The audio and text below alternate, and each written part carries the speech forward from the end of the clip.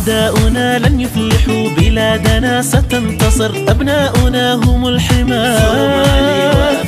أعداؤنا لن يفلحوا بلادنا ستنتصر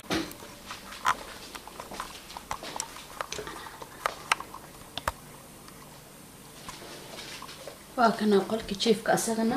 نشقطعنا على قدك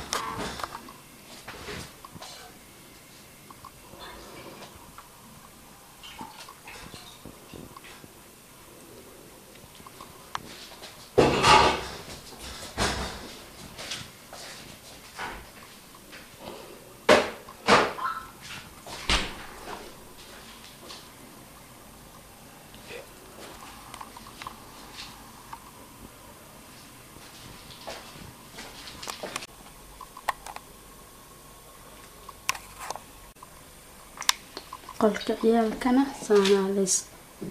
laga dhigay muhiimka laba daah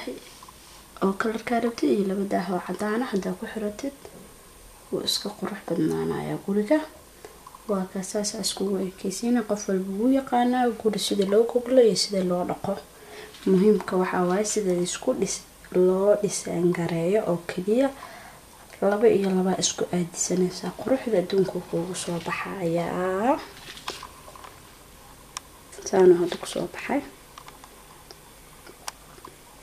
qolkana waa inuu faalal ahaadaa subax walba waad xaaqi kartaa busdhan iyo samboor iyo waxaas dhan ilmaha isma arkayaan waa inuu faalal ahaadaa guriga